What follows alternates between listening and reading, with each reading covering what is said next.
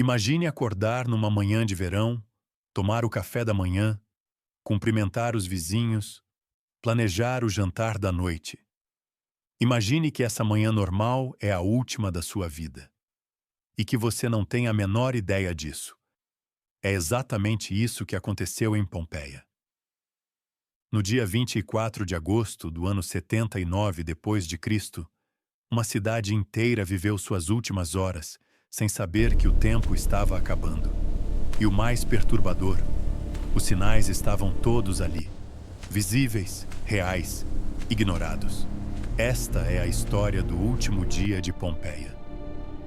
Pompeia não era uma cidade qualquer. Era rica, movimentada, cheia de vida. Fica no sul da Itália, na região que os romanos chamavam de Campânia. Uma localização privilegiada, perto do Mar Tirreno, com clima quente, solo fértil e uma vista que hoje chamaríamos de dar inveja. A cidade tinha cerca de 20.000 habitantes. Tinha fórum, templos, teatros, banheiros públicos, bares, bordéis, padarias. Tinha política, fofoca, grafite nas paredes. Tinha tudo que uma cidade romana próspera do primeiro século deveria ter. E bem ali, a poucos quilômetros de distância, ficava o Monte Vesúvio. Uma montanha enorme, coberta de vinhedos e florestas. Pacífica, silenciosa, bela. Os pompeanos não sabiam que moravam do lado de um vulcão. O Vesúvio não havia entrado em erupção em mais de 700 anos. Ninguém na cidade estava vivo da última vez que aquela montanha acordou. Para eles, era só uma montanha muito fértil, aliás. Ótima para a plantação. Era agosto. O verão romano estava no seu auge. O calor batia forte. As ruas cheiravam a pão, a vinho, a especiarias vindas do porto. A vida corria. Nos dias anteriores ao 24 de agosto, algo estranho estava acontecendo. Os poços da cidade começaram a secar. A água simplesmente sumiu. Animais domésticos ficaram agitados, inquietos, sem motivo aparente. Pássaros pararam de cantar. Cachorros uivavam durante a noite. E havia tremores. Pequenos, constantes, como se o chão estivesse respirando.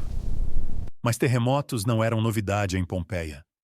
17 anos antes, em 62 depois de Cristo, um grande terremoto tinha destruído boa parte da cidade. E a cidade se reconstruiu. A vida continuou.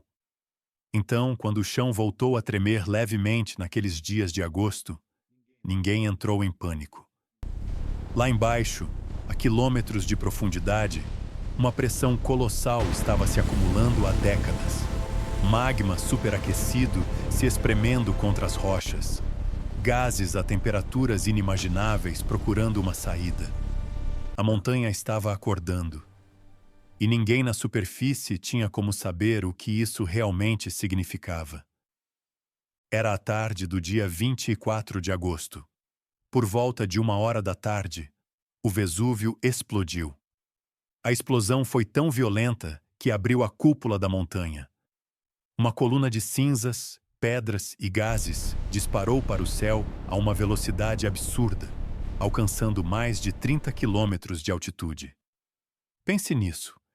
3 vezes a altura em que aviões comerciais voam hoje. Quem estava em Pompeia viu o céu escurecer. Uma nuvem enorme, em forma de cogumelo, ou como o próprio Plínio, o jovem descreveu na época, como um pinheiro gigantesco, tomou o horizonte. Plínio, o jovem, tinha 17 anos naquele dia.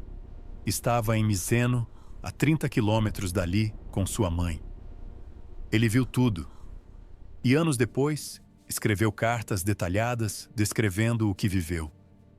Essas cartas são, até hoje, os únicos relatos diretos de sobreviventes que chegaram até nós. Mas em Pompeia, quem viu a nuvem não entendia o que estava olhando. Nunca tinham visto nada igual. Alguns fugiram imediatamente. Outros ficaram parados, olhando para o céu com espanto. E outros, simplesmente, não acreditaram que aquilo era perigoso. Nas primeiras horas, O Vesúvio lançava principalmente pedra-pomes, pequenas pedras vulcânicas que caíam sobre a cidade como uma chuva pesada e quente. Não matavam diretamente, mas eram suficientes para deixar claro que algo estava muito, muito errado. As ruas de Pompeia viraram um caos. Pessoas correndo em todas as direções. Alguns com travesseiros amarrados na cabeça para se proteger das pedras. Mães segurando filhos. Homens tentando carregar pertences valiosos. Escravos sem saber o que fazer sem ordens dos seus donos. Muitos tentaram escapar pelo porto. Os barcos, o mar, uma saída. Mas o mar estava agitado demais. Ondas violentas, ventos erráticos. Os barcos que tentaram zarpar foram sacudidos de volta para a costa. Outros se trancaram em casa. Acharam que a estrutura sólida de pedra e concreto romano os protegeria. Alguns esperaram nas adegas, nos porões, nos cômodos mais internos. Acharam que passaria. E aqui a história se torna ainda mais cruel. Porque os que fugiram nas primeiras horas, ainda com a luz do dia, ainda com as ruas praticáveis, muitos sobreviveram. Os que esperaram, os que hesitaram, os que ficaram.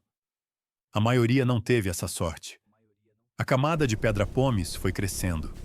1 hora de erupção, 10 centímetros de pedras cobrindo o chão. 3 horas, 30 centímetros.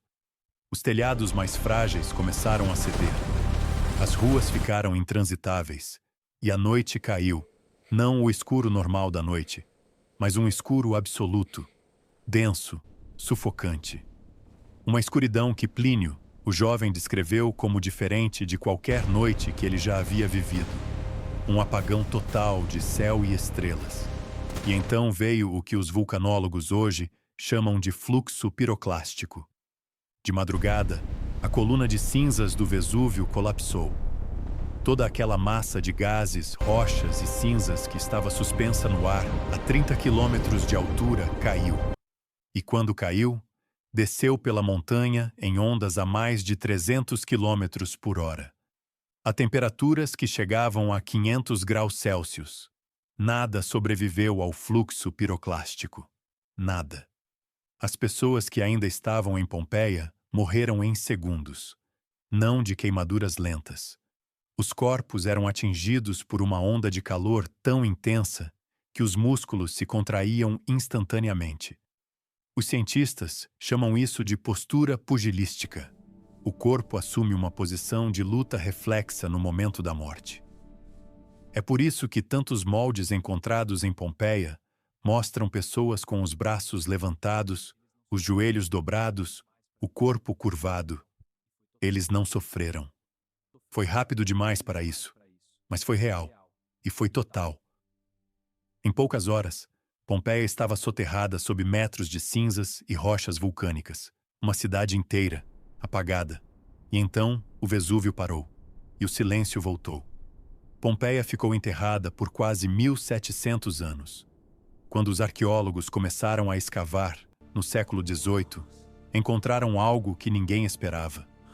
Não apenas ruínas. Encontraram uma cidade congelada no tempo. Pães ainda no forno. Tabuleiros de jogo sobre as mesas. Grafite nas paredes com declarações de amor, piadas, críticas políticas. Cardápios de restaurante. Marcas de rodas de carroças nas pedras das ruas. E encontraram os moldes. Aqueles vazios deixados nos estratos de cinza, onde os corpos se decompuseram ao longo dos séculos. Ao injetar gesso líquido nesses vazios, os arqueólogos puderam recriar os últimos momentos de cada pessoa. Uma mulher abraçando outra. Um homem coberto o rosto com um manto. Uma família inteira junta, como se estivesse dormindo. Pompeia nos ensina algo que a maioria das tragédias históricas não consegue. Ela nos mostra os rostos. Nos mostra a intimidade. Nos mostra que as pessoas que morreram ali não eram personagens de livros de história. Eram pessoas reais, com rotinas, com medos, com amores. Pessoas que tinham planos para o dia seguinte e talvez seja esse o maior impacto de Pompeia. Não o vulcão, não a destruição, mas a lembrança de que a vida pode ser interrompida em qualquer manhã comum, que cada dia normal é, de certa forma, um presente que a gente não percebe enquanto está dentro dele.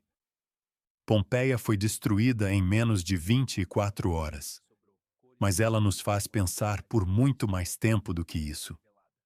Se você chegou até aqui, obrigado por assistir. Deixa o like se essa história te tocou. Se inscreve no canal para mais histórias como essa. E me conta nos comentários. Qual detalhe de Pompeia mais te impressionou? Vejo você no próximo vídeo.